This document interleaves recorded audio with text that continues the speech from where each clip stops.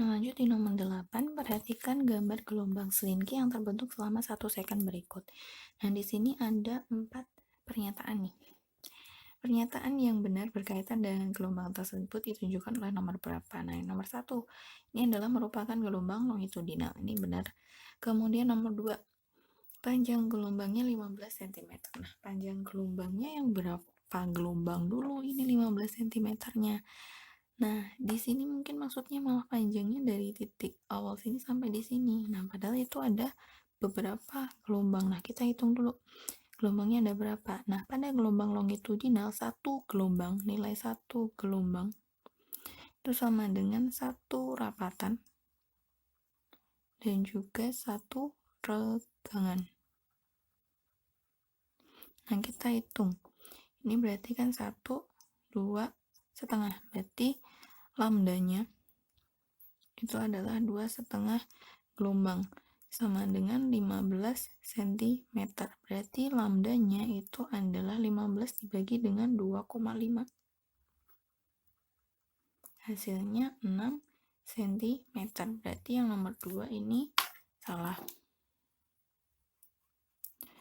Nomor 3, frekuensi yang dihasilkan gelombang adalah 2,5 Hz. Nah, untuk menghitung frekuensinya, berarti F sama dengan N dibagi dengan T, di mana N itu adalah banyaknya gelombang. Tadi banyaknya gelombang adalah 2,5 dibagi dengan waktunya. Waktunya berapa? 1 second. Tulis 1, berarti frekuensinya adalah 2,5 Hz. Benar, berarti yang nomor 3 benar. Nah, dari sini aja kita udah dapat 2 yang benar. Berarti kita langsung bisa jawab bahwa nomor 8 jawabannya benar adalah 1 dan juga 3. Nah, lanjut di nomor 9, sebuah benda yang terletak sejauh 60 cm di depan cermin cukup memiliki bayangan nyata dan berjarak 15 cm dari cermin. Jika benda digeser 50 cm ke arah cermin, maka akan terbentuk bayangan yang bersifat apa? Nah, di sini kita lihat dulu keadaan awal atau sebelum digeser untuk menentukan panjang fokus cerminnya. Nah, kita identifikasi dulu. Yang ini 60 cm itu adalah jarak bendanya atau S, ini 60 cm.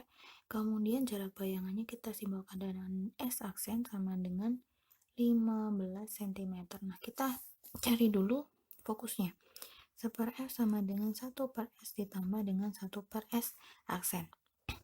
Nah, kita masukkan ini 1/60 ditambah dengan 1/15. Nah, kita samakan penyebutnya 60 saja. 60 bagi 61, 60 dibagi 15 hasilnya adalah 4. 1 tambah 4, 5/60. Berarti F sama dengan 60 dibagi dengan 5. Hasilnya 12 cm. Nah, setelah kita memperoleh fokusnya, maka kita kemudian lanjut di statement yang kedua. Jika benda digeser 50 cm ke arah cermin. Jadi analoginya seperti ini. Misalnya ini sebuah cermin ya. Kemudian di sini itu adalah jarak benda yang pertama, yaitu di jaraknya 60 cm. Anggaplah ini jarak sampai sini itu adalah 60 cm. Kemudian benda itu digeser 50 cm ke arah cermin. Jadi benda ini digeser ke sini nih, sejauh 50 cm. Sehingga kita akan memperoleh jarak benda di depan cermin itu berapa? Berarti kan 60 dikurangi 50, di sini adalah hasilnya 10. Sehingga kita memperoleh bahwa S jarak yang kedua itu adalah 10 cm. Nah, dengan menggunakan fokus yang udah kita peroleh tadi ini, 12. F-nya adalah 12 cm. Nah, kita cari dulu kita cari dulu jarak bayangannya untuk memperoleh sifat bayangannya. Nah, berarti 1/F sama dengan 1/S ditambah 1/S aksen. 1/F 1/12 ditambah S-nya kita pakai yang 10. Per 10 ditambah 1/S aksen. Nah, 1/S aksen ini 1/10-nya kita pindah ruas di sana. 1/12 dikurang 1/10. Nah, kita samakan penyebutnya dengan 60 saja. 60 dibagi 12 hasilnya adalah 5, dikurang 60 dibagi dengan 10.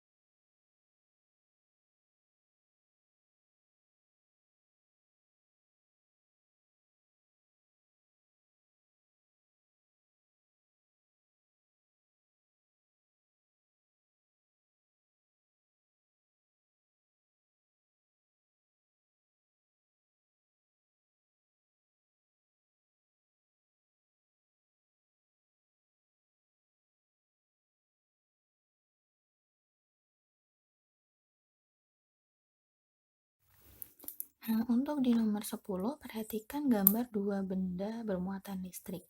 Jadi di sini ada dua buah benda.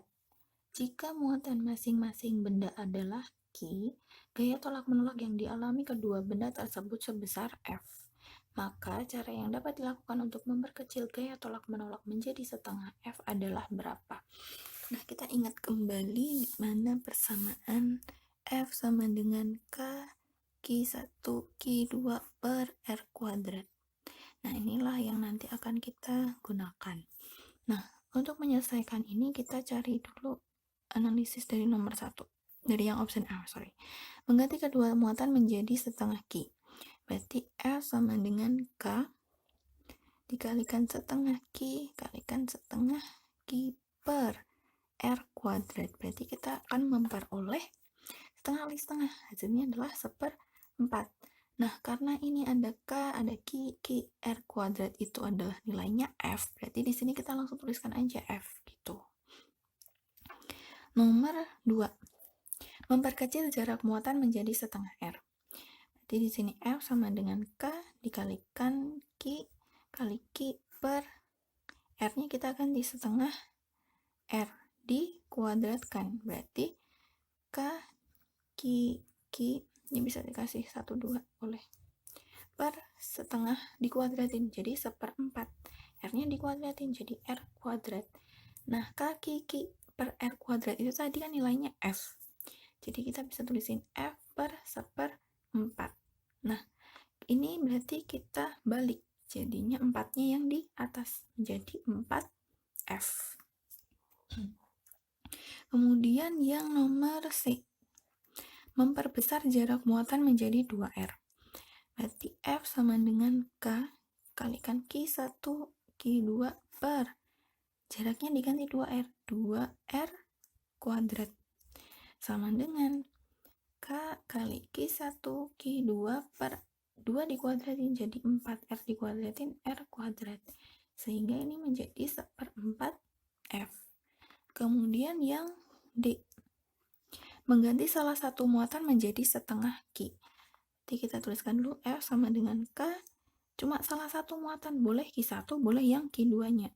Saya ambil yang Q1-nya kan. Setengah Q dikalikan dengan Q2 per R kuadrat. Nah, K R kuadrat itu bernilainya F, setengahnya ya udah setengah F, sehingga option yang benar dari nomor 10 itu adalah yang D. Mengganti salah satu muatan menjadi setengah Q. Nah, untuk yang di nomor 11 ini ada saat batang besi A dan juga B ini didekatkan dengan batang PQ. Timbul kutub-kutub magnet seperti pada gambar di sebelah ya, nanti saya geser. Jika batang PQ itu merupakan magnet buatan, ini yang magnet buatan, berarti gambar di bawah ini yang menunjukkan proses pembuatan magnet batang PQ yang benar itu yang mana? Nah, untuk di option yang A, ini malah langsung ketemu jawaban yang benar ya. Geseknya itu sudah benar, jadi di arah sini gini terus geser terus. Nah, lanjut di nomor 12. Perhatikan diagram trafo berikut ini. Jumlah lilitan sekunder trafo itu yang ditanyain. Nah, kita cek dulu yang diketahui. 220 volt untuk di sini, ini adalah step up-nya. Berarti kita bisa tuliskan VP sama dengan 220 volt. Kemudian lilitannya adalah 200 lilitan.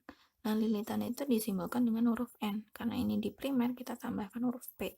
Sama dengan 200 lilitan. II. Kemudian di step down-nya, itu yang diketahui hanya voltasenya, yaitu VS sama dengan 110 volt. Nah, yang ditanyakan itu adalah jumlah lilitan dari sekunder atau NS-nya. Ini yang dicari. Nah, ingat kembali persamaan dari NP per NS sama dengan VP per VS sama dengan IS per IP. Nah, berarti kita bisa menggunakan persamaan ini. Nah, kita tuliskan kan NS-nya yang dicari. NS sama dengan berarti ini kita kalikan NP dikali VS dibagi dengan VP.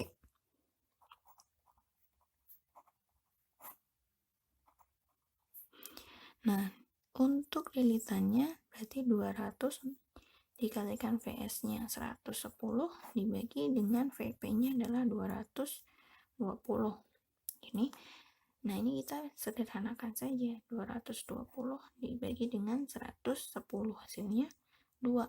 200 dibagi 2 hasilnya adalah 100. Berarti jumlah lilitan sekunder itu ada 100. Di option A, B, C, D ternyata di sini itu tidak ada yang nilainya 100 sehingga kita bisa buat option sendiri. Ini jawabannya adalah E.